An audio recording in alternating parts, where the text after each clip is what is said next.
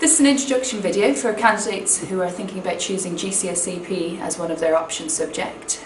First of all, I'm going to talk about the breakdown of the course, and then I'll talk about the skills that are required, the assessment, and then the links to A-level and further education.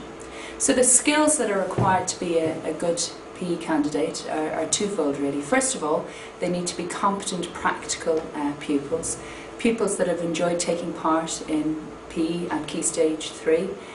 You will be moderated over a minimum of about 9 practical elements, so you need to be a keen games player or a keen athlete or gymnast or a dance expert. You'll also need to be well organised, because there will be 2 pieces of written coursework that you'll have to complete over the 2 years. These pieces of written coursework will last over a 6-week period, so you will also need to have good ICT skills in order to complete them. Classwork tasks will involve you looking at the effects of exercise upon a number of your bodily systems, including your cardiovascular system, your respiratory system, bones, muscles and joints as well. Assessment at Gcse Pe is again twofold, practical and theoretical. The practical assessment involves you being assessed and giving a mark out of 10 for practical activities. At the end of year 11 we will count up your 4 strongest activities and that will add up to 42% of your overall mark. A further 12% is available from you doing your analysis of performance piece of coursework. This is where you analyse a chosen sport and look at a perfect model and compare it to a weaker model and look for strategies on which to improve their performance. As well as that, you'll also be doing a piece of coursework which is called your personal exercise programme. That's in year 10. And that's over a 6-week period. So that's your practical assessment. Most importantly, that practical assessment comes to 60% of your overall mark.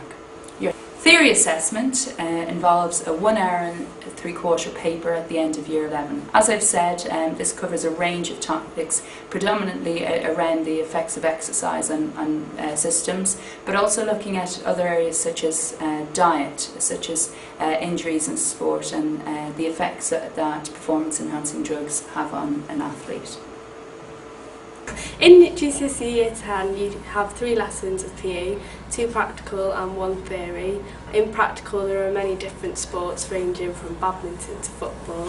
And so far I've done my PEP, which was really interesting to see about how much sport I do each week and what happens in my body when I do my sport.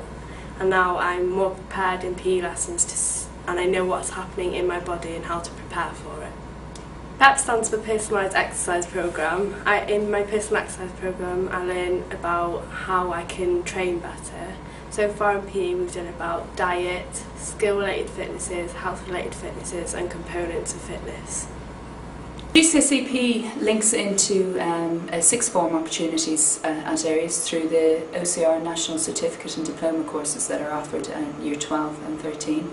It also links in with courses available at Clondalkin College as well, and for those candidates that are thinking about going on to 3rd level studies in the form of sports science, sports physiotherapy. For those candidates that are then thinking about jobs in the future, Gcse Pe links in with a full range of activities, from teaching or coaching to the more scientific side of sports nutrition, sports physiotherapy. You could also look at sports development and individual coaching within your specified sport as well. If you have any further questions about Gcse Pe, please feel free to come and see either myself, Miss McCann, or Mr Wilkinson down in the PE department. Thank you.